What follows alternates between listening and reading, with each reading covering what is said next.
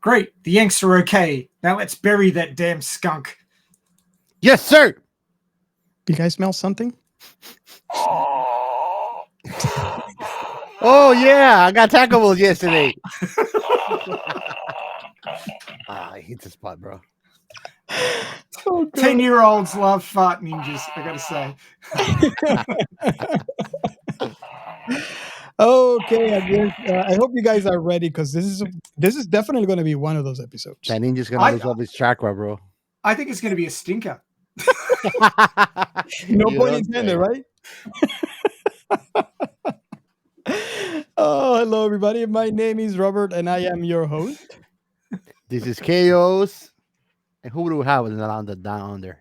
The land down under is hosting Mad Scientist Ray. Yeah, awesome, coolest thing. You're a thing, man. With his son's fart ninja. Careful, you don't want to drain it off his mana. Yeah, His chakra. I need his chakra. I have to put new baked beans in it, wouldn't I? I have a feeling there's going to be a lot of puns in this episode. Well, you know what they say, man. You know what they say about love.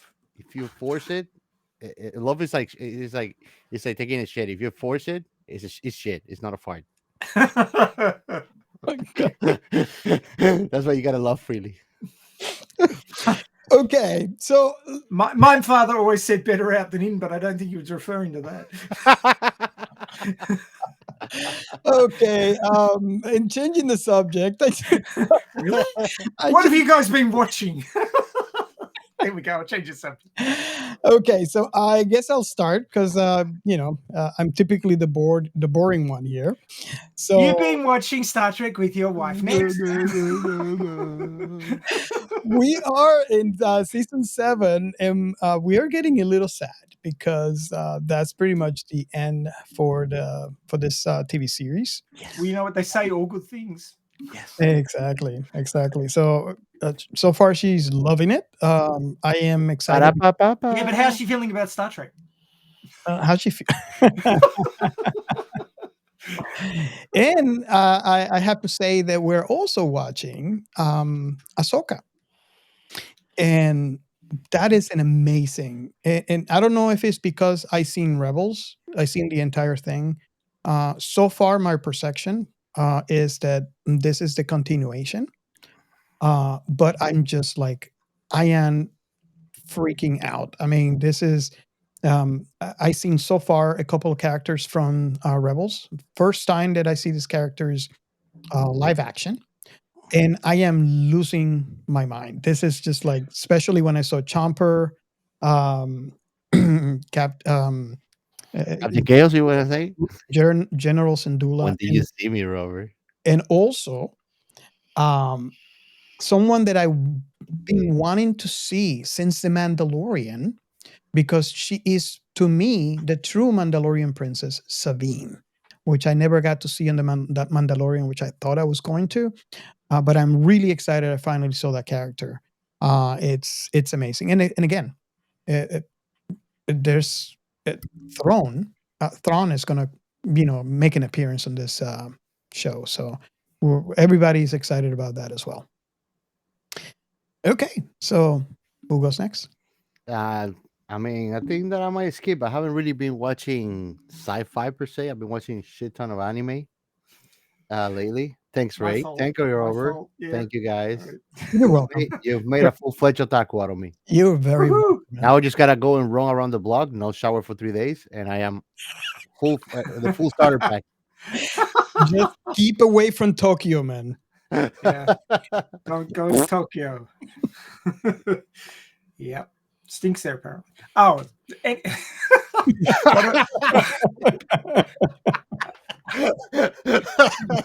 Oh, man.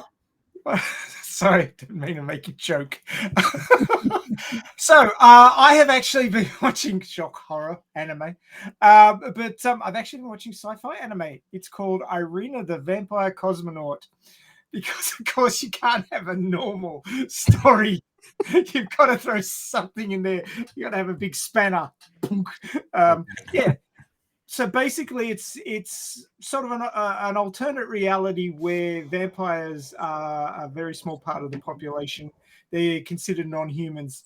They're not particularly bloodsuckers. They're more like they're quite a lot like elves. I mean, they can drink blood, but they don't do it very much. But they are considered like second-class citizens. And it's the story of this one who's given a code name, and they tell the people looking after her to treat her like an object, not a person, because basically they need somebody to test. Oh, this is in like a fantasy version of the USSR, and they need someone to test the space systems. And they don't want to send a human being up there because it would look bad if a human being died, but they don't care if a vampire dies. So they basically train her up and send her up like the dogs that they send up in our world. It's actually quite a good story about trying to live within a very controlled society and trying to make changes in that society, and how difficult it is because people disappear when they're no longer necessary. It's very USSR in the 50s and the early 60s. It's an interesting anime. There's sort of a romantic subplot, although it doesn't actually get going anywhere, but it's all sort of bubbling under the surface. But it's a good anime. I really enjoyed it. 1 season, 12 episodes. The story sort of finishes up, but it could go on, but it doesn't have to, kind of deal. So it's a reasonably quick. So will you agree if it's always like it never really develops on the romantic side? It's just like a drama come blue balls. Somewhat, yes. Captain Chaos always He's not wrong though. Yeah. I mean, you keep wanting them to get together. Yeah, he's like, get on with it. Yeah, I know that feeling right here. Yeah, I hate it. I know that feeling way too well. But it does mirror the development up towards the first manned space flight by the USSR. So it's actually an interesting watch from a scientific perspective for that. Nice. Awesome. Okay, so I guess we can move on to our next segment. We are Science Fiction Remnant. This is the Funny Science Fiction Podcast. We are the Caribbean Science Fiction Network. We are Monorats. We are One Accord Level 2 Podcast. This is Jesse from Sudden But Inevitable and Open Pike Night. This is SciFi. Okay, if this is the first time you're listening to the show, this is a segment where we feature This is Sci-Fi. Basically, it's a hashtag. We're trying to make it a community. And this was all born from the beginning of the show. When we started the show, we love sci-fi. And we wanted to find a community and online that you could share anything and all sci-fi. And we found communities. Obviously, there's a lot of communities, and very, very exciting to be in all of those communities. So I can go into the Star Trek community, talk all I wanted to about Star Trek or Star Wars, and talk all I wanted about Star Wars. But I didn't quite find a community where you can talk about all types of sci-fi, especially those obscure ones. So that's when we came up with the idea of having the hashtag This is Sci-Fi. And so far that has evolved into multiple chats and Discord channel and all, including our own. So if you follow any sci-fi love, any IP that you have, or you're a creator of anything sci-fi, it could be a book, it could be a podcast, it could be that. Then I invite you to not only follow the This is Sci-Fi hashtag, but also post what you love about sci-fi and let us all enjoy. And for some of those that are following the hashtag, you might have created another love for another sci-fi lover like we are. And the engagement is incredible, and we just totally love it. At this point, I seen all kinds. I seen people that have discovered things that they never knew existed, and they completely have a new love for something else in sci-fi. Especially when you finish that one thing, or maybe you had that one thing a long time ago, and you're just watching it over and over again, and you encounter something that might be similar to what you just watched, what you loved. And I seen people that have not they refuse to watch that major sci-fi thing, and they watching something else, and then hearing the perspectives and the passion from people that have seen that one thing, kind of learn to love that big thing.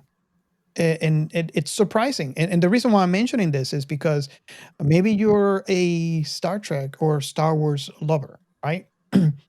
And I seen it where people assume, oh, everybody has seen this by now, and you'll be surprised.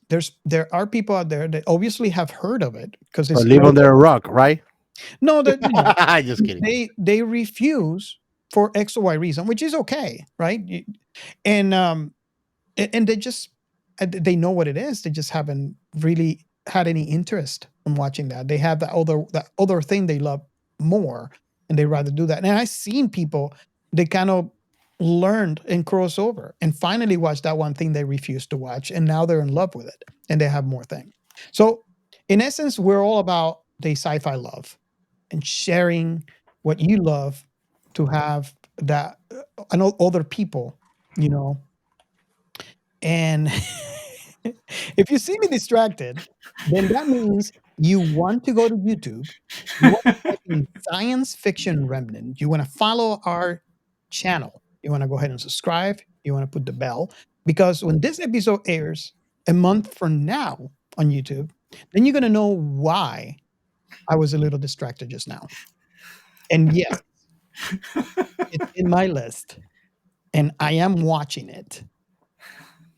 I'm a bad man. And we're doing an episode. So, what is your, out of all the stuff that I just said, do you have anything in particular that comes to mind?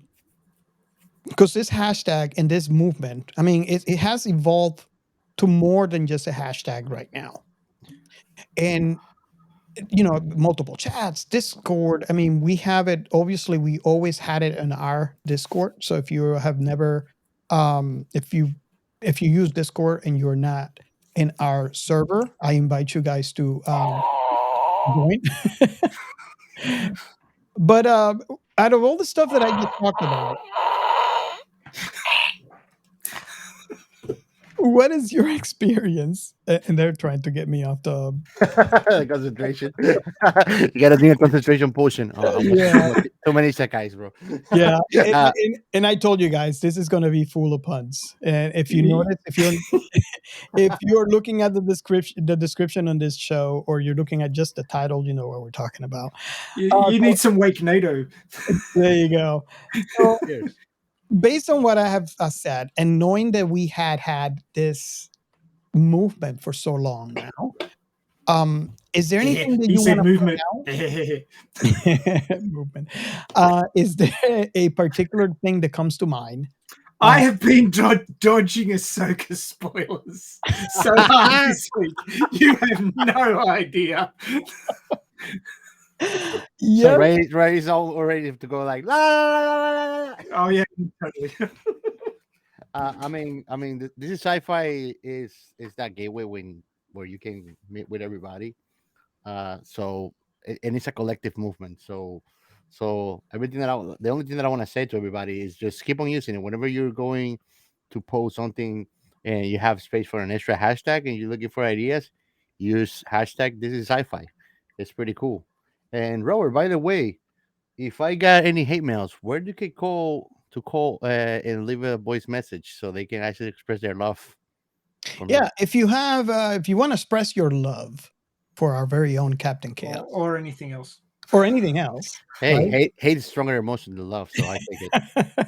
Or if you want to send your hate mail, or let's not stop there. If you have a message for me, a message for our mad scientist, you want to talk about a show that we have done in the past, you have some opinions, or you want to tell us, hey, you haven't done that thing that I love so much, you could actually call our hotline.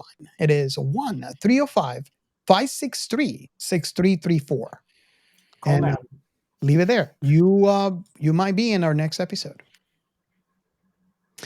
So, Ray, is there anything in particular that you can pinpoint about the and I want to call it the movement, because like calling it a hashtag, it's beyond a hashtag right now. So, yeah. what has been your an experience that you can recall that has been, like kind of awesome about being inside that movement?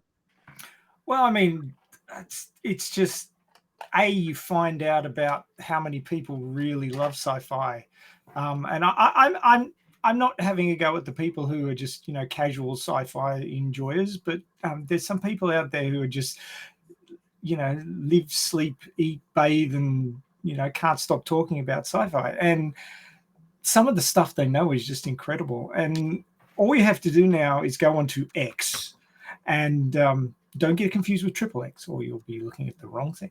Yeah. But you go into X, and all you have to do is type in hashtag this is sci-fi into the search bar, and all the people who have tagged with that hashtag, which is right there, Captain Chaos is waving it around in his video feed.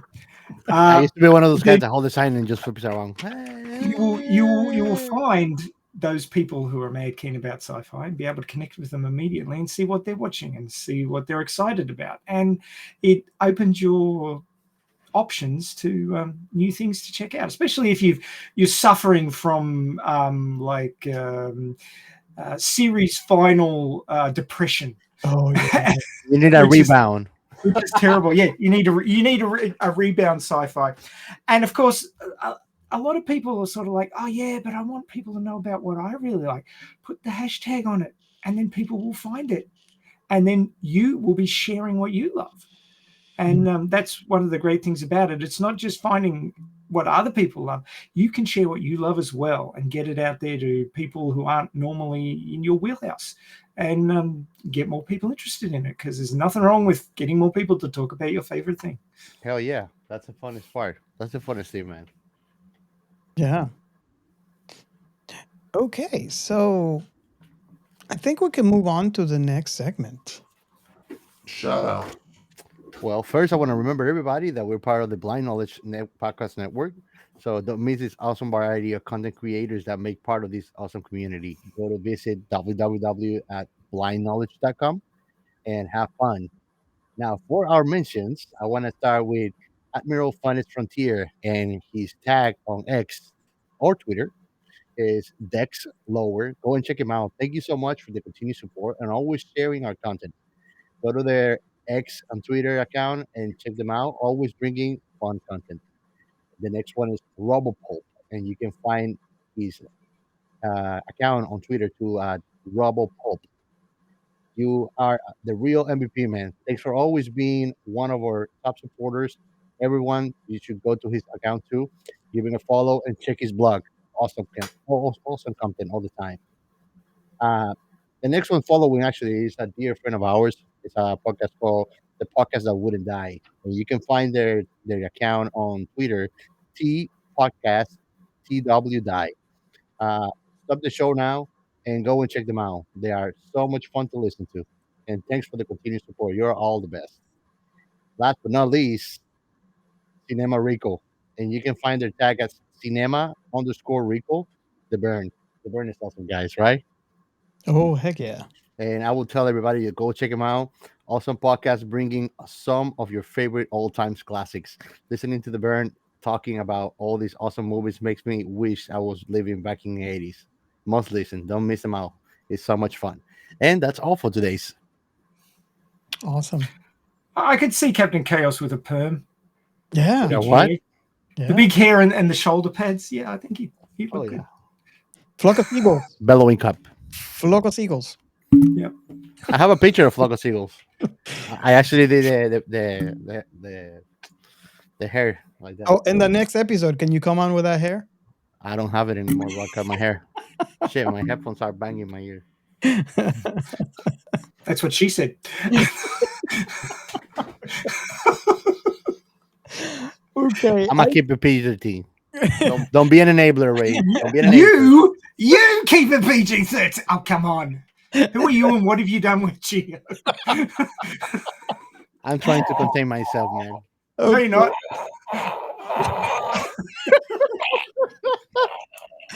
Oh God, I hope you guys like the fart jokes because there's a lot more coming. Oh God, no pun intended, right? Yeah, Gio's been eating baked beans for a week now. I just had sancocho, bro. That's like a bean soup. Oh God. Okay, so should we move on to the next segment? Quick, move on before the cloud gets to us. Oh God. Yeah. So, as per usual, I was. This is Ray's segment. Yeah, it sure is.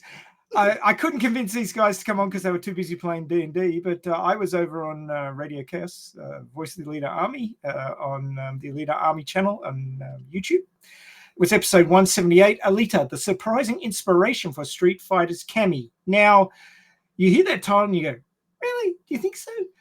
I was amazed. Like, I didn't know much. I didn't know much about Cammy, but God, there's a lot of similarities. And Cammy came out like as a character in Street Fighter, couple of years after the original manga with Gally/Alita in it came out. Yeah. And the similarities, like, you know, the marks on the face, the amnesia, both combat chicks. There was a whole bunch of different similarities. They both do the octolips thing.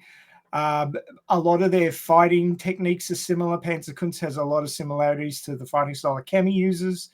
It's just like so many different things, even to the point where I think it was Street Fighter 5. Somebody modded in Alita into the game, like modded the character of Cammy to Alita, and it's almost spot on. I'll just do a quick screen share, see if I can get this to work. That one there. Press the button like idiot. There we go.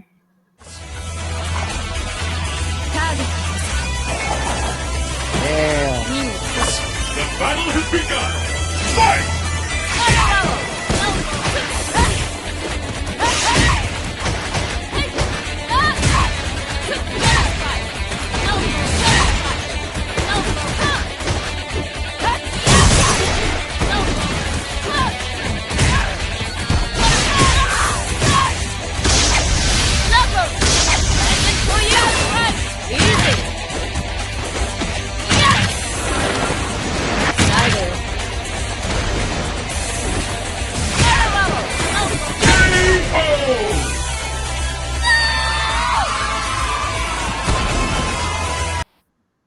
Nice.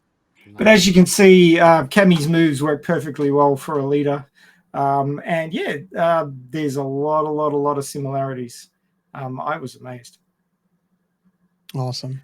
But yeah, that's that was the topic, and we had a lot of fun with that. And yeah, it was a good stream. Nice, man. Yeah, and if you're like familiar with Street Fighter or love it as much as I did, it brings me back, you know, to a time where I used to play a lot of video games. Then you can definitely relate. So I invite everybody to go into YouTube and find the Alita Army channel and listen to that episode. We really enjoy it when we come on the show.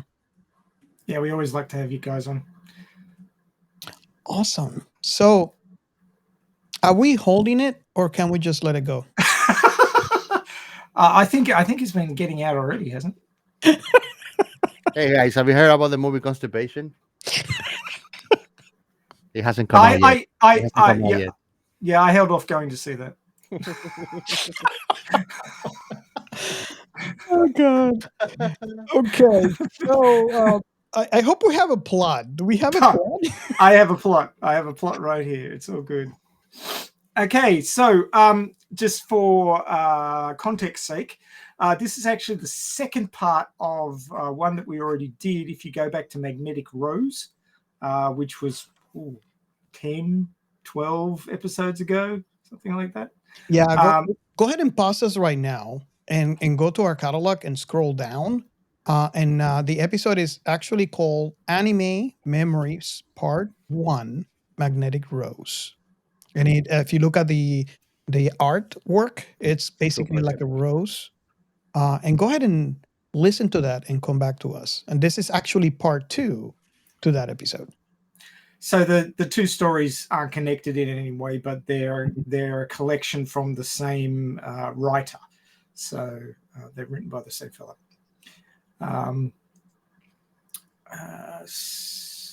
Yeah. So this was released in 95. It's the runtime for the 3 stories is 113 minutes. I got to say that the last story didn't really have the punch of the first 2, I thought. But certainly the first 2 are well worth checking out.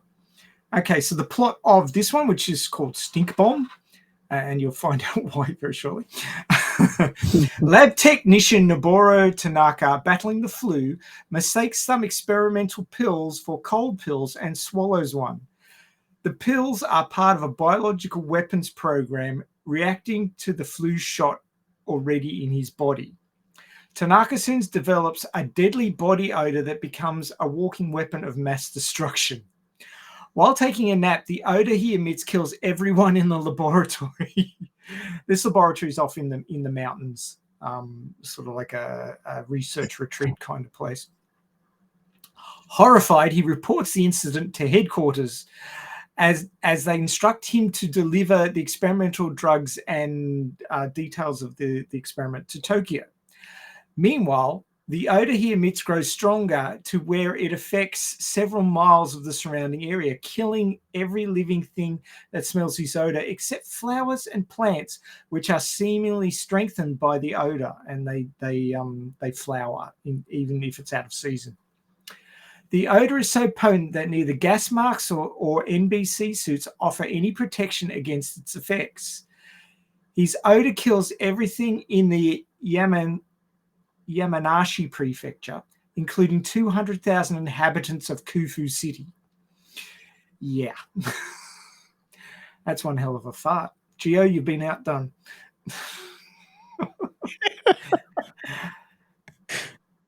Nobu continues on to Tôkyô, unaware of the death his smell is causing, but the rest of the country is in a complete panic. The head of the research company and the Japanese military deduce that Tanaka is causing the poisonous gas and order him to be killed. The Japanese self-defense forces try in vain to stop Nobu, causing immense collateral damage to the Japanese countryside, but to no avail, as the chemicals on Nobu's smell interfere with the targeting systems of their weapons. Pretty neat stuff, really. The US military, who have been observing the situation to this point, utilizes Japanese policy to take over the operation and calls in a NASA unit with spacesuits to try and capture Nobu alive. Apparently, they were also involved with the funding for the project, so they were involved with the project. Just doesn't mention that here. After Nobu enters the tunnel, unaware of the military operation, the Japanese army collapses part of the bridge and the tunnel behind him, trapping him with only one way out. They turn on wind generators and attempt to stop the odor's direction. As the US military in spacesuits approaches Nobu, he becomes scared, disabling the lights and wind generators. So the more nervous and scared he gets, the stronger the stink and its effects on technology and biologicals. This stuff, I reckon it's more likely to be nanites, you know? Yeah. I mean, I could see a chemical smell causing localized death and destruction, but all the other effects, Yeah. I'll park my logic at the door until we get into the discussion. So Nobu becomes scared, disabling the lights and the wind generators. After the cloud settles, only one soldier has gotten out of the tunnel, assuming he managed to capture Nobu. The soldier brings the suitcase with the experimental drug to the military headquarters in Tôkyô. The visor opens, and instead of the US soldier, Nobu is inside the suit, still unaware that he's the source of the biological contamination. He then opens his exosuit, killing everyone in Tôkyô. Obliviousness. Bad Total day for oblivion. Tôkyô. Bad day for Tôkyô. Yeah. Like I said, Tôkyô stinks. Which, by the way, if you can see behind us, that's basically Tôkyô and the smoke coming from this guy. Yeah. So he's on fire. Wow, man. It's always Tôkyô, man. First Godzilla and now the part.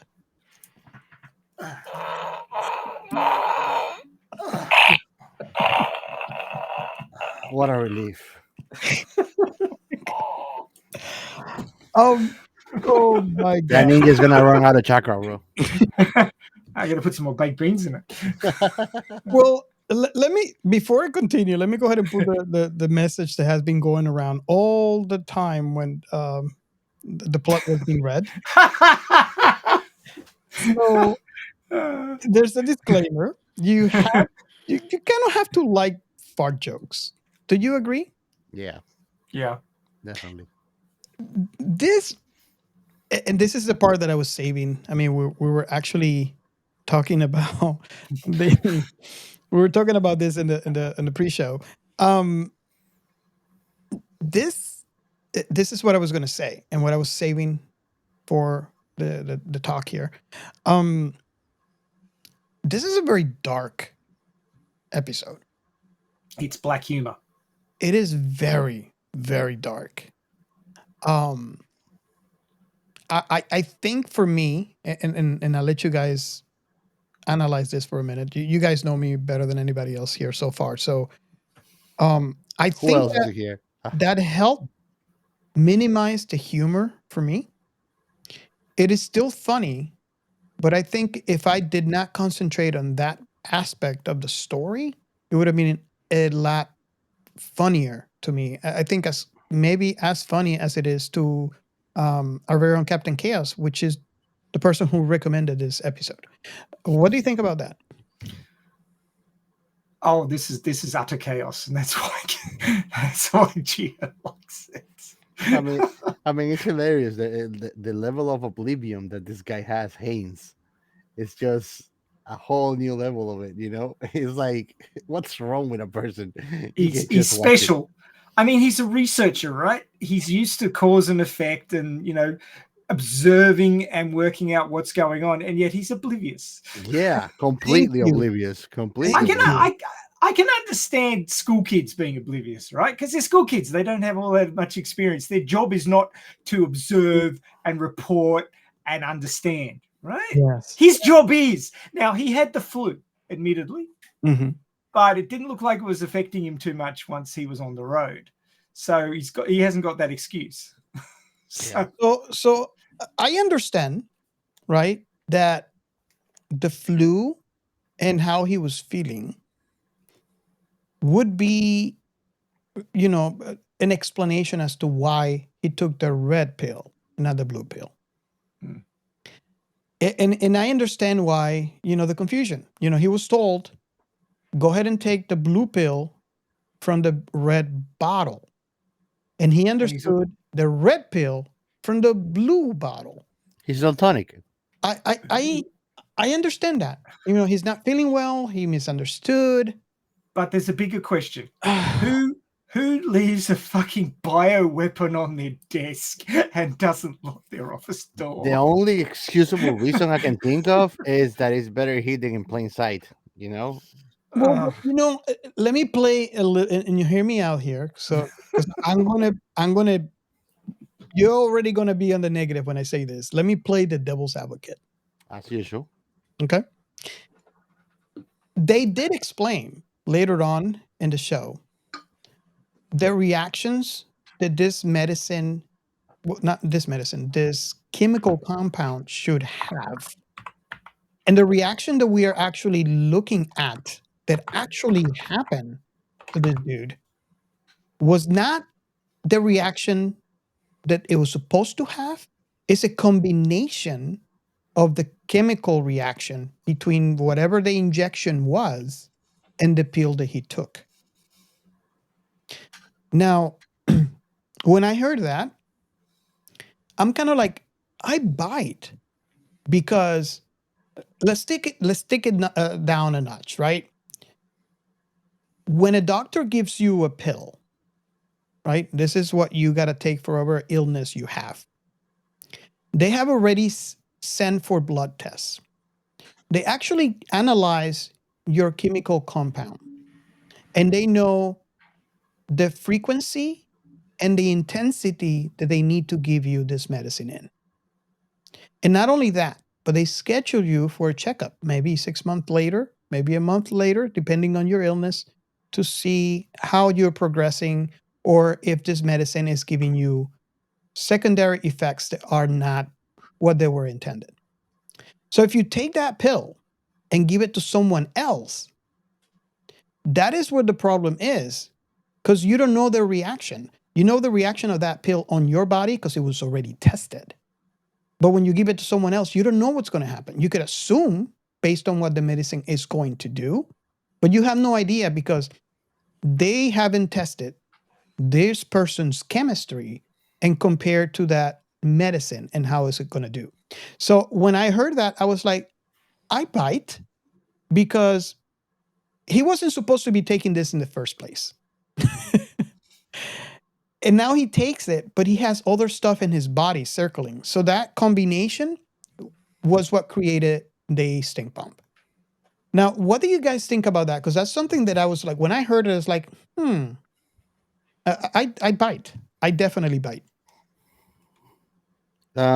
Since I'm the less knowledgeable, I'll take just a run at it real quick.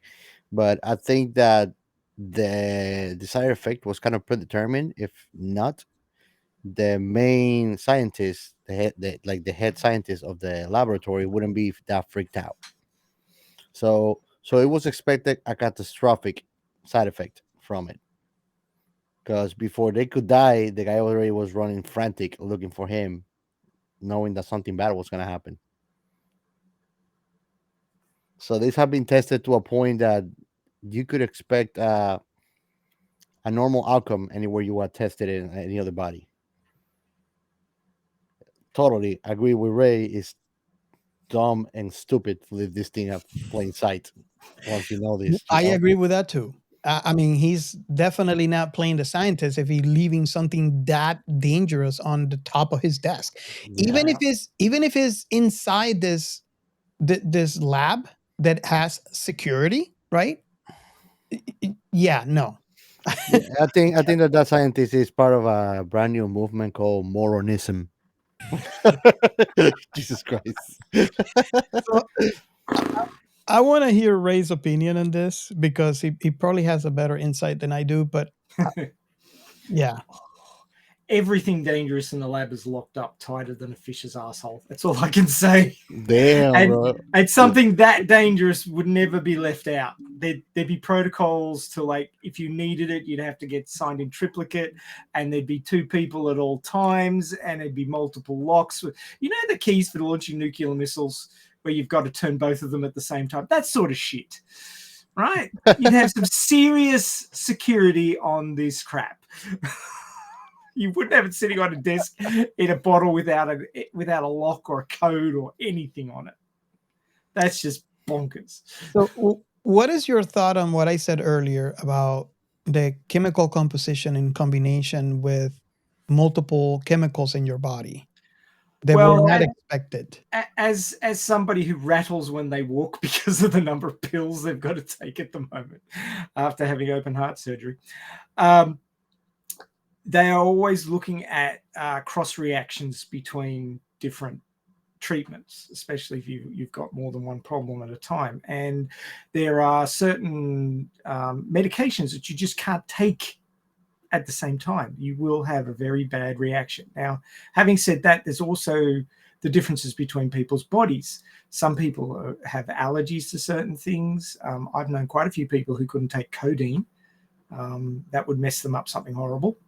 But this is more a reaction between reagents, right? So the medications are reacting.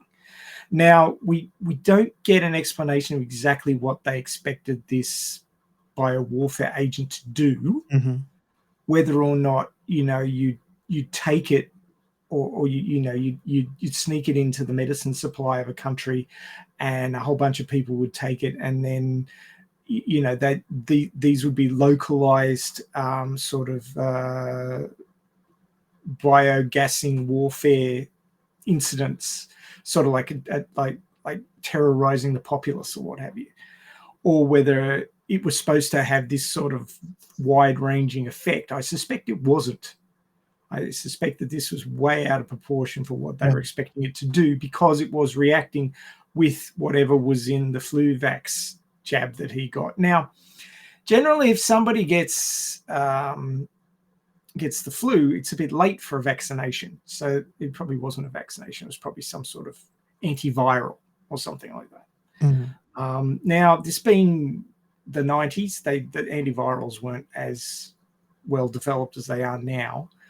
But even so, antivirals aren't nearly as effective on viruses as, say, antibiotics are on bacteria. So at the moment, we don't expect as much out of an antiviral as we do out of an antibiotic, treating the correct sort of infection.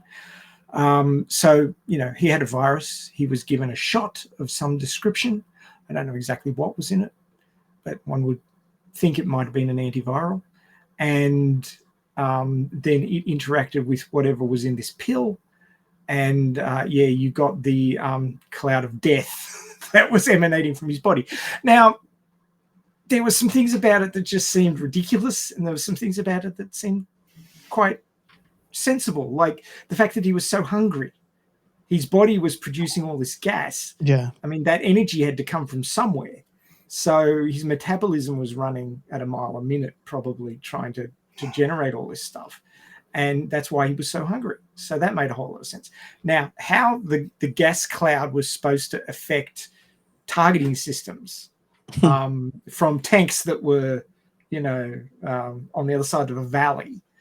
And I don't even know if the wind was blowing in their direction at the time. But, I mean, if they were guided munitions, like all the missiles and stuff from the helicopters, that made a whole lot more sense, because you could throw off guided weapons, but unguided weapons fired from a distance, I don't know exactly how it would have affected them. But apparently it did. I mean, you've got to give a little bit of leeway to the story. Yes. In that it wouldn't have worked if everything made perfect logical sense. But I'm going into writer mode at the moment. I wouldn't have been happy with the level of realism in the story if I'd written it. But of course, I didn't. So, whoever wrote it, I mean, they found it funny, that this thing could do this amazing stuff. One human-sized biological organism producing that much gas would I run dry? Is unlikely unless it's Geo, right? So yeah. Only after and I had to be on Taco Bell burritos for like a month for that. Yeah, and obviously people in Japan don't do that because they don't want to die. But I mean, I could see it if it was like he was infecting other people who were then going on to infect other people, because the biomass would increase exponentially. And I mean, even if, as the people were dying, their bodies produced a whole bunch of gas. But that wouldn't behave like a virus then, right? Because if it's contaging others and colonizing other bodies, that's kind of like a virus that kind of does. Yeah, but I mean, you can get certain effects, certain things that kill people cause certain effects in the body, and I could see that, you'd be killing the infected, but not quick enough that they couldn't produce some more gas and infect other people. So I could see it sort of spreading out, but they wouldn't necessarily for the story have wanted that, because then they wouldn't have been focused on him, because it would have been spreading in other directions as well. Yeah. But yeah, the whole focus was this one guy, which made it a little bit unrealistic for him to be able to produce that much gas. Yeah. But yeah, I could see if, you know, people who were dying produced a small amount of gas and made it spread a little bit further to justify the amount of effect that it was having. But I mean, he was gassing entire valleys himself, which seemed a little bit far-fetched to me. And apparently it was linked to his emotional state. So the more stressed or freaked out he was, the more sweat. And when the sweat came out of his body, somehow it became gaseous. And well, that's what sweat does when it's cooling you down. Gassy. Yum. So, but I mean, yeah, the whole idea of it affecting targeting systems and destroying electronics, I'm not quite sure how that would work, especially with sealed units. But I mean, if there was nanites in there, if his body was producing nanites and ejecting him into a gas cloud, is it possible to produce biologically nanites?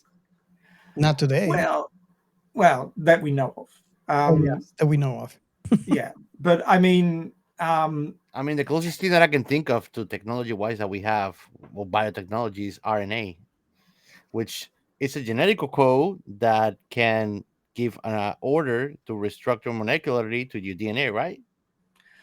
Well, yes and no. There's a lot more to RNA. I mean, everybody has RNA in them. RNA is the sort of messenger code between your DNA and your protein-producing parts of your cells. And, you know, bacteria swap RNA when they're increasing their genetic diversity and all this sort of stuff. So RNA, there's a lot of RNA in the environment. There's a lot of RNA in our bodies. So, I mean, scientists are using RNA to change the genetics of organisms, because that's one of the things that it can do, but it's not the only thing that it can do.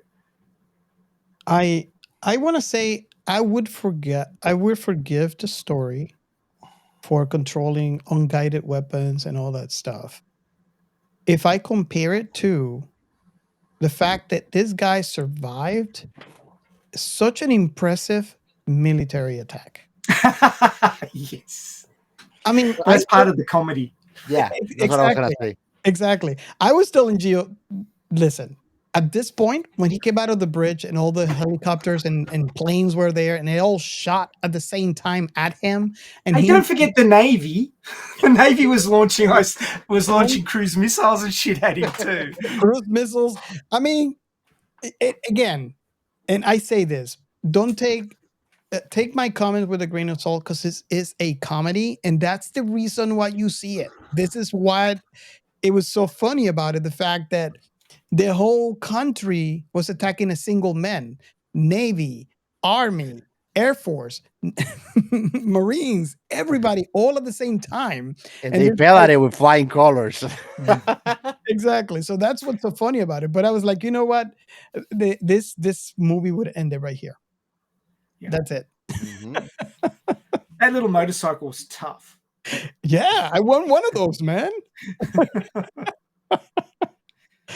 It was like, what was 60 miles from 60 kilometers? What is that in so it's actually it's like what, 30 miles an hour? 16 kilometers? 60. Yeah, like 30 miles an hour is 28, 29. Oh my god, so it's like a freaking scooter.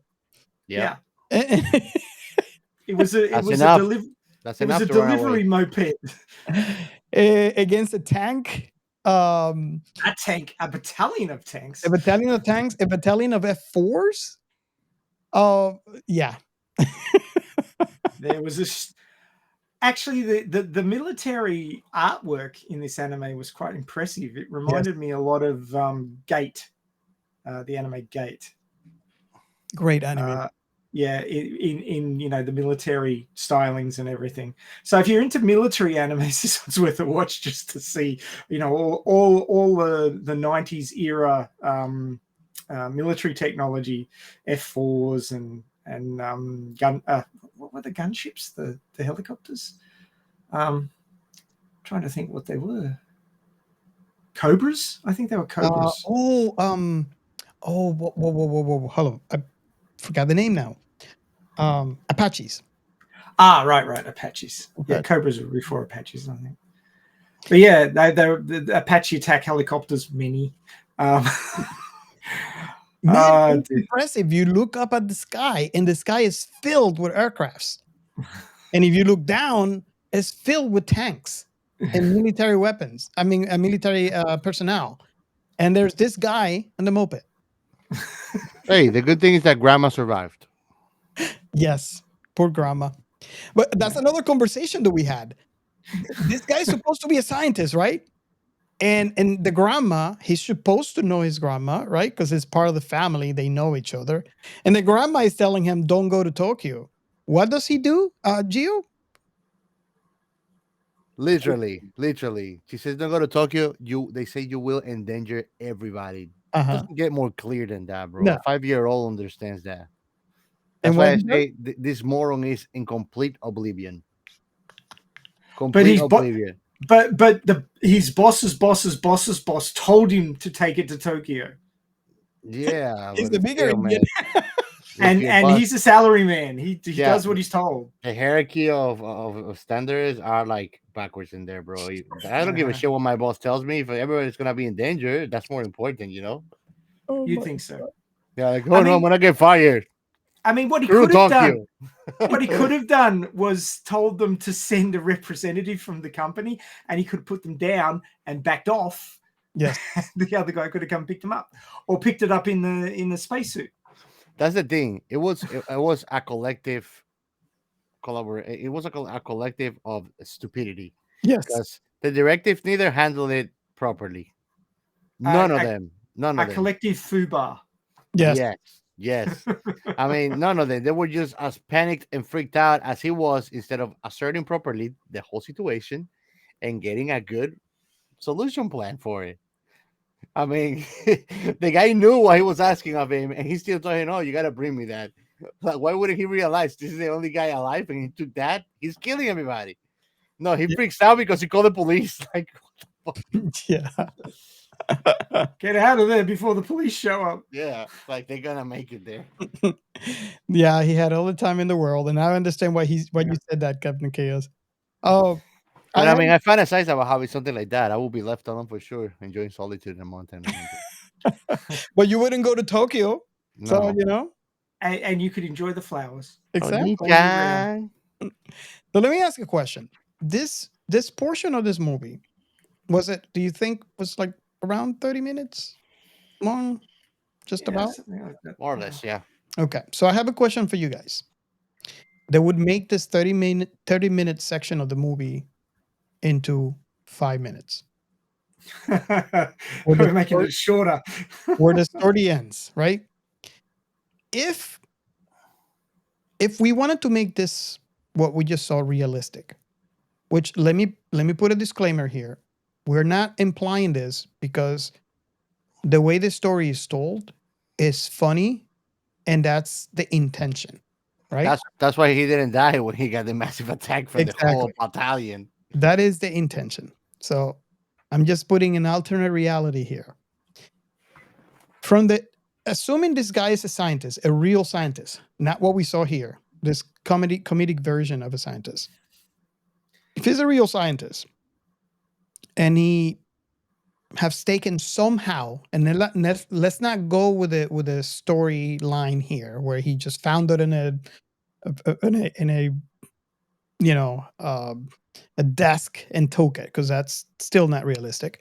But somehow he takes the wrong pill, and something like this is expected to happen. Can we guess what that person should have done in a realistic way? Well, I can venture to guess right away that in real life, having a compound of such the moment that an alert is thrown, everything goes in lockdown. Yes. And probably he will get locked down in a vacuum sealed place where he will get killed or maintained alive in some way or another. I am sure that kind of technology we do have, where we have facilities that could create that lockdown to create more security. So we're able to pander around and experiment with highly destructive or dangerous compounds like that. You know, there's no other way. Any other way than that will be very neglective to the environment. It could be a catastrophe. And Ray, go ahead and give me your thoughts on that question. Well, you're gonna give Ray mental diarrhea. No, well, in the story, there's a lockdown. He turns on the alert system that his chief had turned off for some reason. We never did find out why, because the guy was dead. And immediately all these barriers started dropping in the hallways. So basically that place did have a containment emergency system. So I'm not entirely sure how he got out after that. Did he turn it off because he was in the office where he could turn it off? I would think that any system like that would require an outside interference to turn it off. I don't think it would allow people just to wander out if you've got biohazards of that caliber in there. But I mean, the guy had it on his desk, so smart. Yes. Oh wow. So I mean, if this had any sort of reality in it, then it never would have been that available. He would have had to have got into some sort of seriously secure containment system to get that material out. Now, interestingly, when he got the pill out and looked at it and lifted up, there was little motes of light in it, like reflections in the granulation inside the pill, because half of it was red and half of it was clear, and he could see the material inside it. That kind of makes me feel like maybe they were nanites. Yes. Yes. That because when I first saw it, I went, "Oh, that's interesting." Yeah, I mean, maybe it was a two-pronged thing. It had some sort of biological component and some sort of technological component, which would explain how it interfered with the targeting systems. But yeah, I mean, we never got explained what it was. Yeah, like even like when they were briefing the Prime Minister, there was no detail. They didn't tell him what it was. They were very ambiguous about that, actually. Oh yeah. So, and you know, the US military was involved, but they didn't want anybody to know what it was either, and they just wanted to capture the guy because it was a test subject. Yeah. So in the interest of science, and this is where I was trying to get to, and the reason why I was asking this is because I noticed that that's pretty much where the Americans in the story were going for. And let me rephrase the question. In the interest of science, let's assume that this person took this pill as part of some sort of experiment, and they discover as part of the experiment this side effect, right? Let's assume this is like a legit experiment, which shouldn't be on human testing anyways, but let's disbelieve for a moment. It's being undertaken by the Umbrella Corporation, so anything goes. Exactly. We get some of these later. So what would that guy, being a real scientist, would have done in a situation like that? I'm assuming that he's already in a controlled environment and he's sealed. I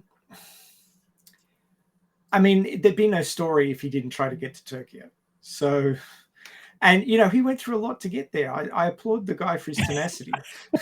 Yeah, he escaped a military attack, you know. But he leapt on one of the guys who was wearing the spacesuit and ripped it off and then climbed in and didn't tell anybody. Somehow, I mean, that's pretty James Bondish, if you ask me. Wow. Yeah. Yep. I was really surprised about that one. I kind of expected it when I saw only one spacesuit walking in. When they say, "Oh, the guys are back," it's like, "Well, guys, there's only one." So he killed them all. Yeah. Well, I don't know. If the gas or the nanites or whatever was contained in the suit, so that he could travel the rest of the way to Tokyo without killing anybody, how did it get in there in the first place to kill those guys? Oh, I think that the scene when he kind of went berserk diarrhea on them on the tunnel, and they were like, what? Like furious. You nearly made me choke when you said that. That was the idea. but you see, like there were like green lightning thunders coming out of it too. Yeah, I think that was the factor. Again, Oh, it's so- very so the- fantasy. Yeah, So the spacesuits were technological, so he'd shut them down. yeah. It's like he has a fart bomb that goes like EMP on electronics. EMP fart bomb. EMP fart gun. We- There you we go. know the hashtag, There man. you go. That's the technology. EMP fart gun. Nuclear Taco Bell. Oh my god. Okay. Here's your hashtag, man. You know, when I was a kid, and like I used to play side by side video games with my brothers, and I wanted to piss them off. Instead of farting, I would do like farting, so I would be just quiet, and I would just do like, and they would just run off and start cursing. I'm like, "Motherfucker, you shit it!" Oh my god. Anyway, Just don't follow through. That's all I ask. if you're Hey, watching hey. this video on YouTube, you We know. I that. just don't only fake orgasm. I can fake a fart too, bro. Besides, one of my brothers says that whoever denies a fart denies a son. I don't deny farts. It comes from the depth of me. Oh god. Oh, it is very on point for this film, I think. Yep. I'm confused now. Mission accomplished. Oh god. So yeah, if you guys were wondering, it is this chaotic because we would not expect anything less from our very own Captain Chaos. And now he's got a functional computer and doesn't get cut off every 5 seconds. Exactly. He can just really wreck us. It's scary. No more whip band farts. Yeah, no more Mr. Nice Farts.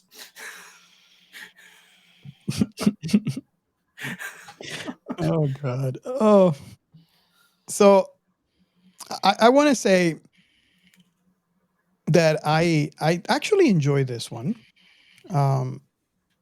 I think I kept on getting distracted by the amount of death. They actually play low key because obviously this is a comedy. It's all about the comedy. But I mean, starting with the whole lab, I mean, this whole building doesn't seem like it's a small building. And that's only looking at the floor. It looks like it was in a hill. So I'm assuming that it had a basement for lab work. Based on which is another thing that I find hard to, because I like to think that there were sealed rooms, but he actually killed everyone on that building. And as he's walking or riding his scooter through town, he's killing not only the people in a set determined radius to him of whatever cloud he was creating, but he's also killing animals, killing birds. They're flying on top of him.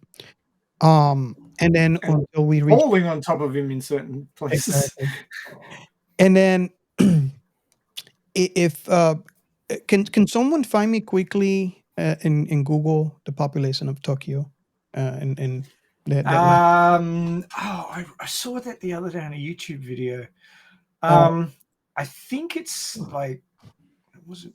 Says here 14.09 million people. Exactly. Yeah, 15 million. Yeah, that was the. They're all dead.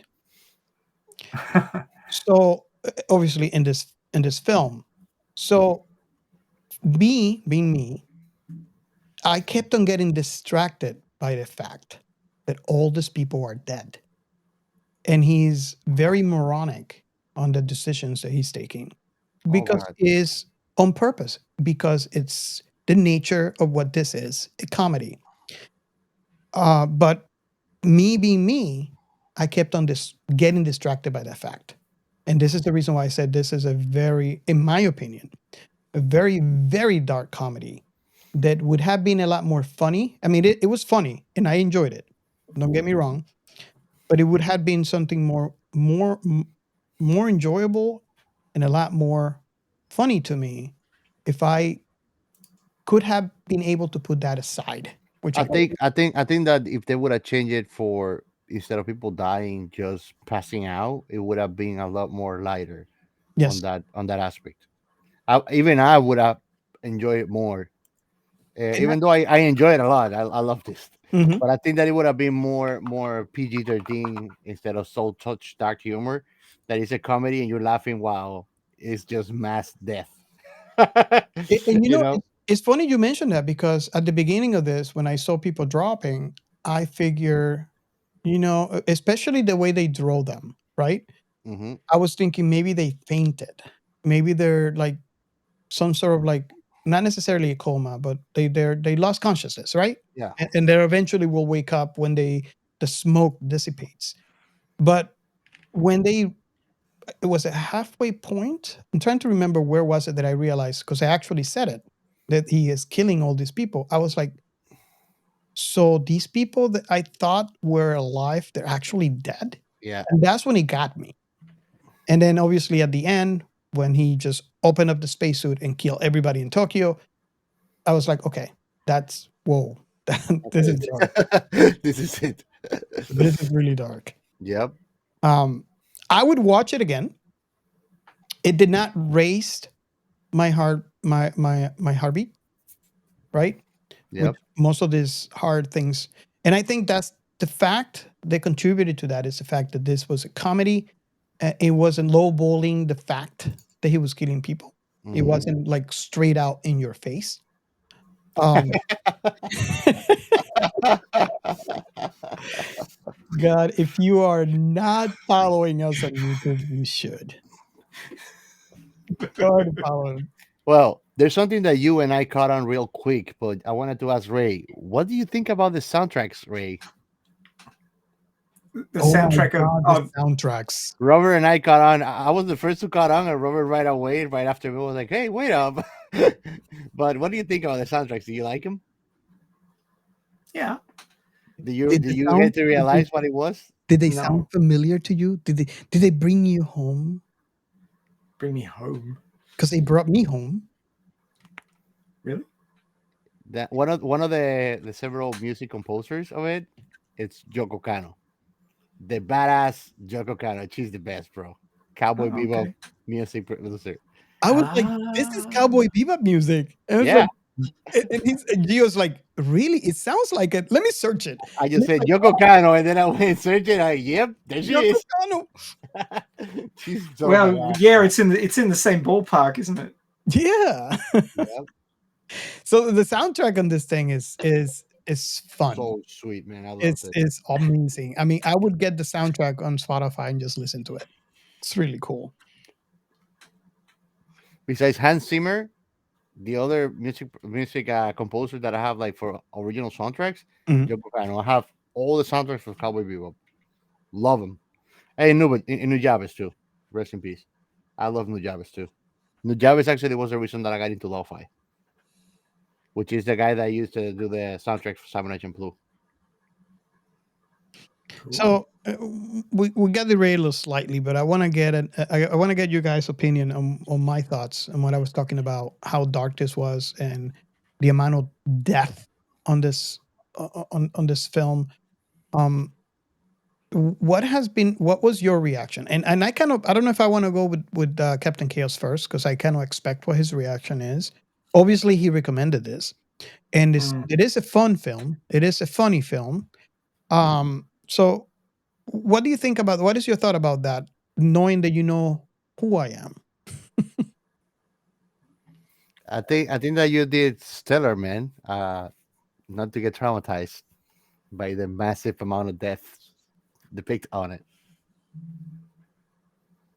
Yeah, our Captain Chaos has no. No, but yeah, I understand what you're going for. What do you think about that rate? About that fact? Did it didn't bother you as much as it bothered me, or was no, it? it didn't bother me that much. It's somewhat unrealistic black comedy. It works as comedy, but it's just not realistic enough to really impact me that heavily. Okay. Obviously, it would be in the news if something like that actually did happen. So I'm pretty sure that Japan hasn't suffered, hundreds of thousands of deaths recently or at any time in the 90s that I heard about. So Yeah. it's a pretty peaceful country, except for Fukushima. Not financially, though.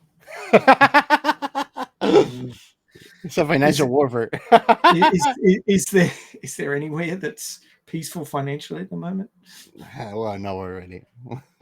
Nope. I'm Bikini Bottom. Oh, yeah. Maybe that'd be the only place. Oh, Chernobyl too. Very peaceful in all the aspects. 10 out of 10 giant earthworms. I would agree with you. Was that the? How many stars? Oh, so many stars. Wow. I was going to say that some of the scenes where he's riding the moped through the city and there's all the crashed cars and ambulances and all that there. It reminded me a lot of a movie that you probably haven't seen, and we should really put this one on the list because it is really good. It's called The Quiet Earth from 1985. Have you heard of it? Never. No. I didn't think you would have. It's a New Zealand movie. I'm gonna add it. Yeah, it's called The Quiet Earth from 85, rated M. It had $600,000 New Zealand box office. I don't know how much it cost to make, but I saw it back in the 80s and it really got me thinking. Basically, the premise of this movie is that a guy wakes up from a failed suicide attempt to find himself alone on Earth. There's all cars and stuff crashed and planes and things, and he's wandering around and he eventually meets a couple of people. And he sees a few corpses around as well. But basically, the only people left on Earth are those that were dying at the time this event happened. So the three people who are the main cast of the movie were dying at the time they got transported to this version of Earth. And the only other people were like people who were dying at the time and continued to die and died. And they're the only corpses, and everybody else is gone. All the living people are gone. And it's a very thought-provoking movie. So we should probably have a look at that one. But there was a lot of scenes of, crashed cars, and there was an ambulance with a corpse in the back of it and stuff like that. And this reminded me of that, actually. The stink bomb reminded me of The Quiet Earth with, like just lots of dead people. I mean, there's a lot of movies out there with zombies running around, but there's no zombies in this. It's just everybody dies. So I saw a New Zealand movie, like not like that per se, but it was a zombie movie, and it was about a guy that was like kind of stuck on his apartment, like he was sleeping for 1 day or two, and then he woke up and everything was gone to hell. It was very good. It was on Amazon. I watched it like maybe 6 years ago. There's another one called Black Sheep, which is a New Zealand movie about a genetically engineered sheep that goes rogue and starts killing people. Oh, I like that. That reminds me of one of my favorite games, Goat Simulator. Oh, yeah. Wow. Typically, you're a goat and you just wreak havoc in the city. Crash cars, jump on helicopters with your tongue and hang on them. I've seen goats doing that, I'm sure. Yeah. Blah, blah, blah, blah. If you guys don't have anything else to add, I was going to ask our final question. Yeah. So last thoughts. Not sure who wants to go first, or if you want me to go first, because I'm Uh, that predictable. I can go first. We can leave the science for laughs. What do they say? Who laughs at last laughs better. He who laughs last laughs loudest. I think. But I mean, I would definitely suggest the whole the two, at least for my taste. I'm not saying that it's bad. Finding Cannon Fodder, which is the third one, but it didn't really capture my mind, even though I watched it. But from memories, the first and the second movie are just fantastic, and they are completely different piece of art on its own uniqueness. And I would definitely suggest it will be something I must at least once. I definitely have watched Magnetic Rose more than 12 times, and I will watch it more. That's how much I liked it. This one, it's fun too. It's worth watching several times. You capture also like the thing with Otomoto is like there's so much in the scene that you can watch it more than once, and you will capture something anew every time that you rewatch it. So it's fun watch, and it's dark humor, but it's fun to watch. And they did a masterful work on kind of low key play mass death. Yeah. So the way that these three stories are put together, you've got a psychological thriller in space, then psychological thriller survival horror in space, I guess you call it. Yeah. Then you've got a very, very black comedy, which is so ridiculous that it's funny. It really doesn't stand up as anything logical, but as a black comedy, it's quite amusing. And then the final one is, I guess it doesn't quite have the impact of the other two. I found it to be a little bit flat compared to the other two, but I mean, you can't always hit that perfect rhythm 3 times in a row. But yeah, I also agree with Gio that the first two are works of art, and the third one, it's watchable, but I'd only do it once, I think. But then, other people experiences may differ. So yeah. I mean, give them all a watch. It's not a long show, so you can give us your opinion on our Discord if you'd like to join that. We'd love to hear from you and find out what you thought. But yeah, I kind of agree with Gio that the first two really they hit different notes and they worked well together. Going from sort of the psychological thrillery kind of thing to a black comedy with all the sort of military hardware and stuff zooming around was really cool. Yeah, the first two were really enjoyable, and the third one was I'd watch it once. Cool. So my turn. Aside from all the negative that I can that you already heard me talk about, I agree with Captain Chaos where I say that the first two, and also with Ray, the first two are a work of art. Not only from the drawing style, but also the music for both. And if you want to get more of our opinions on Magnetic Rose, you can go ahead and listen to our episode there. But the music was amazing. The animation style was amazing. And it was a dark comedy. It was enjoyable to watch. And if this means something to you, knowing that if you actually have listened to the show long enough, especially from season 1, then you know me. You know what type of shows or movies I find enjoyable. And if I say that I would watch this multiple times, that should mean something. Take that from Robert the Sweetheart. He has a soft center, according to his missus. So this was actually my first time watching this. It was recommended by our very own Captain Chaos, and I enjoy it. I would definitely watch it again. But just like our very own Mad Scientist here mentioned, we really want to hear from you. We love talking about science fiction. So go ahead and reach out to us.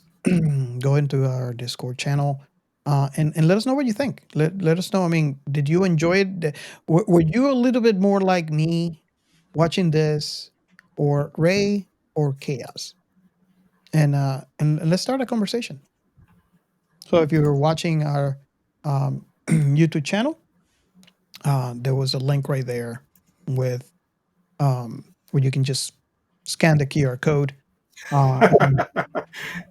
and you'll be and you'll be on our Discord server. Obviously, if you are listening to this on the time that it airs, we have the invite link in the description of the show. So, guys, should we go for the next segment? Yeah, sure. We have a gopher here.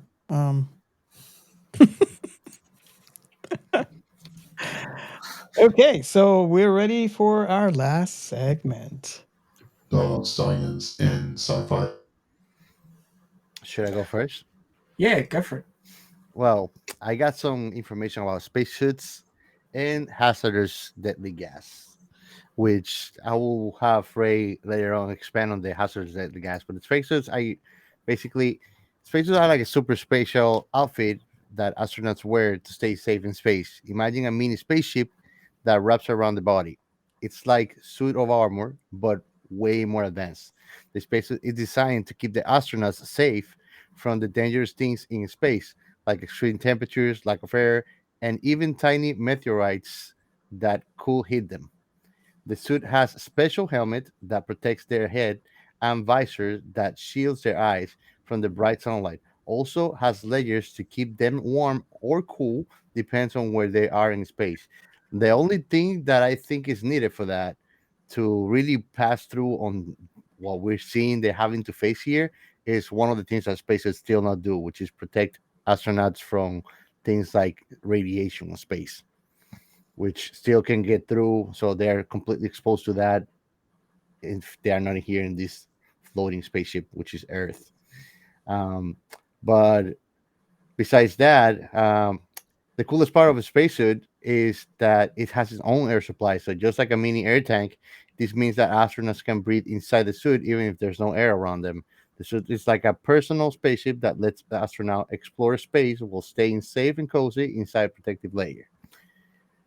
Again, once we're maybe when we get antimatter or some kind of technology that fights radiation, which is something very difficult right now for us to get a job on it.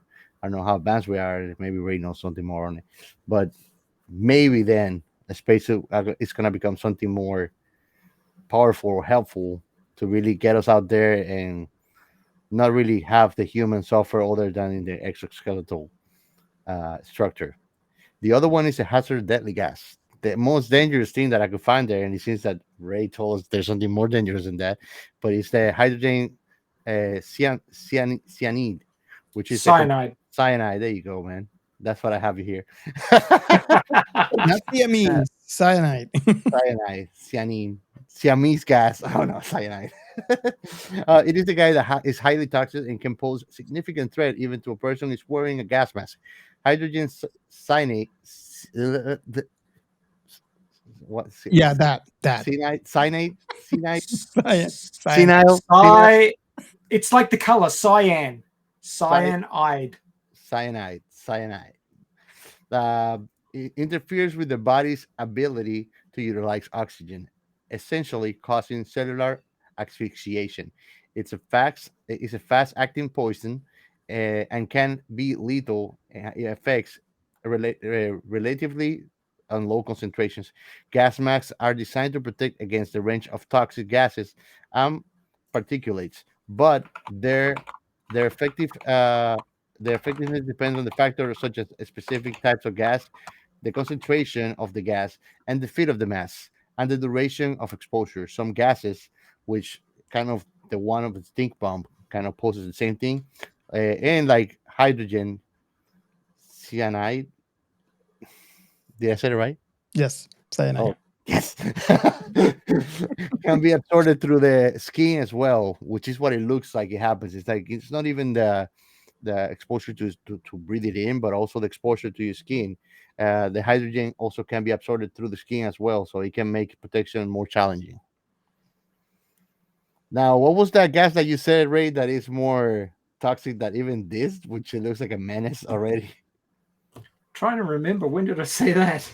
At the beginning of the pre-show, you mentioned something that is way worse than this. Oh, no. I was talking about DMSO, which is a solvent which is very dangerous because it will actually allow chemicals to go straight through your skin into your circulatory system with, like zero opposition. Like basically your skin stops working. Oh shit. Yeah, it just goes straight in. So if you dissolve like hydrogen cyanide in DMSO and then just splash it on something, they're fucked. So, done. So basically you don't keep these two things near each other. But yeah, DMSO is a solvent that's used fairly regularly in a lot of chemical reactions.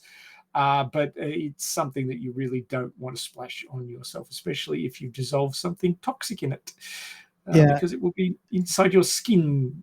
So in other words, if it falls on my skin, I bet I'm just chopping off the arm real quick. You could try, I suppose. You could bleed to death. I'll have an oven turned on, so I just put my limp in there.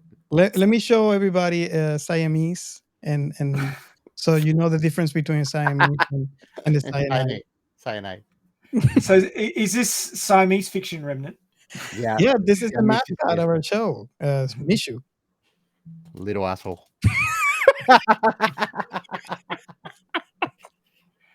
Maybe we should run a competition. Caption this photo. I think it'd be fun. I think that'd be a lot of fun. Yeah, I mean, just going on to DMSO for a second. It's one of those compounds that the hack sort of spy thriller writers would say, oh yeah, I mixed up a sleeping drug in DMSO and put it in a ward pistol. Oh god. Oh Lord. Wow. Yep. Knocking people out left, right. Stop giving people ideas, Ray. Humans don't need more ideas than they have. They're very creative to destroy each other. Yeah, but DMSO, like there's all sorts of chemicals that do things that you got to be careful of. So it's not so much the DMSO. Well, DMSO can be toxic if you get enough of it on you, like most things. But it's a solvent that can get things into people's systems really quickly. So that's where its effect lies. Is there any medical use to it? Off the top of my head, I can't answer that question. I'd have to go to Mr. Google and get some information. But I do believe that it has been attempted to be used to get drugs into people's systems before. But I think there are side effects, so you got to be careful with it. I'd imagine. Yeah. But yeah, the just going back to the spacesuits for a minute. It's very interesting that they chose spacesuit design has been one of those things that was in the news a year or so ago when the new SpaceX spacesuits came out that look all trendy and sort of I'm trying to think of the name of the band, but I can't think of their name now. But it looked like something that band members would wear when they come out for an electronica performance or something like that. But spacesuits design's been one of those things that you can't achieve every type of protection that you need in it's not an all-in-one thing. But most of the spacesuits that we see, like for the Apollo missions, for the space shuttle, for the International Space Station, and now the SpaceX designs are travel suits. So there's something that you wear inside of a ship. If you're going outside of a ship, you wear an exosuit, which is much bigger. If you look at the ones that they use on spacewalks, the International Space Station, they're huge, chunky things, right? They've got a big backpack. They look like they've got multiple layers of protection. It's still very hard to stop cosmic rays and things like that from just passing straight through you, because it's very hard to slow those sorts of particles down. So the suits that they were wearing in this anime, the design of them looked more like industrial exosuits. So rather than just being space travel suits, which is the lighter version, these were the big chunky ones, and they looked like they had even sort of jacket-esque sort of power suit kind of mobility. So they weren't just a passive suit, they were what's called an active suit. So they had, because they were so big and chunky and heavy, it'd be impossible for a person to move them around under their own power. They need like servos and things to be able to move them around, which would require a bigger backpack for a bigger power supply and all that sort of thing. So these are more sort of industrial exosuits rather than just spacesuits per se. And that, that would enable them to contain extra protection and to theoretically keep that contaminant, whatever that guy was producing, out of the suits. But then the question comes in, what happened after he lost control in the tunnel? As Gio was saying, it's very likely that his anti-technological part of what he was producing shut the suits down, and then he may have tried to open one up to help the guy out, and he killed him, and then decided to get in the suit. I guess that may have been what happened. That's all I can think of. Can you guys think of any other reason he would have climbed into the suit? Well, he seemed bent into getting into Tokyo to turn that suitcase back to his boss. Yeah. And he was like, doesn't matter what everybody would say, that's what he wants to do. So he was going all James Bond on them and hiding in plain sight.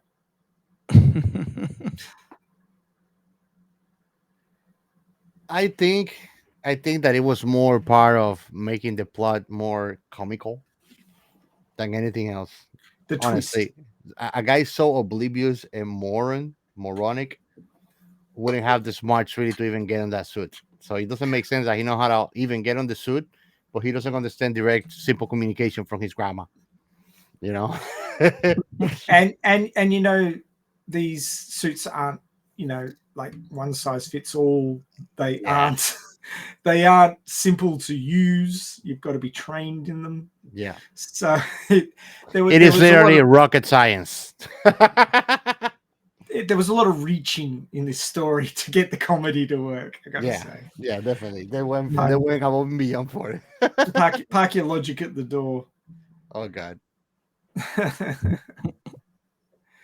But yeah, it was still fun. Everybody dies kind of way. Yeah, it's fun. Everybody died. Yeah, rocks fall, everybody dies. And we all laugh about it. Terrible people. We know it. Oh, wow. Dear. Yeah, but as I alluded to in the main part of the discussion, I don't see how one person's body could produce that amount of cloud that had that amount of effect. Mm-hmm. But yeah, I mean, it's a story. It's not trying to be serious, so we just have to give it a pass. Just let it pass. Let it go, let it go. Let the fire, let it go. Okay.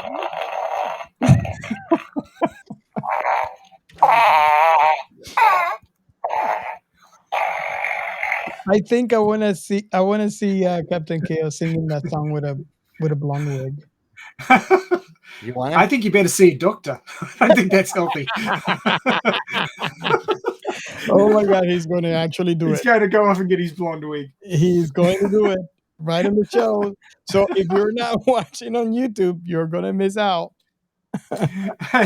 And of course, if you're going to check this show out on YouTube just to see Gio in a blonde wig, you should really sub to the channel, because if we can get 10,000 subs, then Gio's going to write whatever you guys choose on his butt cheek. Let it go, let it go. Let the fire release her on. Let it go, let it go. Make sure you don't get some more. Oh my god. No more Taco Bells for you this year. Let the farts rage on. The sharks never bother me anyways. Oh no! The fart ninjas died. Damn, I'm good. I made that shit on the fly. Oh, there we go. More baked beans. Oh god. Yeah. Oh, there he goes. Found another pocket of gas. Oh dear. I hope we're run out of fart jokes now after this episode. I don't think that we will. And we even have an original soundtrack now for farts, bro. I am really disappointed in you guys. There is no science in farts. Methane. That's everything that is in farts. Methane. Highly flammable damage. It's actually hydrogen sulfide that makes the stink, just so you know. But the methane is what makes it actually flammable. Hey, I love watching videos of people being stupid and lighting their asses on fire and regretting it later. There's a lot of that going around YouTube. Yeah, you should not use your butthole as a fire torch. Never. It doesn't end well. So if you want to see Geo doing that, you can join his Only Farts. Look, bro. Let's make it to 1 million followers, and I'll. Wow, we're gonna be busy. Yeah, with 1 million subscribers, bro. Hey, well, watch me just light my ass on fire as a torch. He needs money for the medical bill, so that's why. Yeah. Oh god. Oh my god. Hey, I grew up watching Jackass, bro. I'm just not gonna do it for free. Joker says, if you're good at something, don't do it for free. Oh wow. So is that all the science? No science about fart? That's all? Oh man. I'm sad. Well, I do know that Mythbusters did a whole episode on the science of farts. So we could go look at it. Interesting. Oh god. Okay, so I think this concludes the show. Until we get some more baked beans anyway. we just ran out. No more farts. You'll see. Today later, Ray's kid's gonna be like, Dad, you freaking drain him. Doesn't got anything on him anymore. No more batteries on the toy. No, it's gone. Well, again, thank you so much for being just one more week with us on our show. I really hope that you guys enjoyed this episode. We have a lot of fun. And I hope you guys had fun too.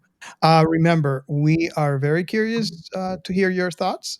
So you could actually join our Discord or reach out to us on X. You can go into our sciencefictionremnant.com. You can go into our YouTube. So if you want to see our faces during this episode and some of the things that we get distracted on, that's the place to go get it. And remember, if we get, what is it, Gio? How many subscribers? 1 million subscribers, and I use my ass torch. No, the other one, because 10K Asta too, man. 10,000 subscribers, and I'm gonna make a poll or do 1 to 2 that I offer everybody. The 2 is a Spartan doing the heart sign, saying Spartan on the street, lover in the sheets, or we can make a poll and we can tattoo whatever the majority agrees on. Yeah, Sci-fi related. Sci-fi related, please. So awesome! Thank you so much. We really appreciate you supporting us. Again, since we started in season 1, I would not have expected that we would have a season 2, and it's all because of you. So we really appreciate you guys and the support and the conversation. So from the bottom of our hearts, thank you very much, and we'll see you next time. See you next week. Bye.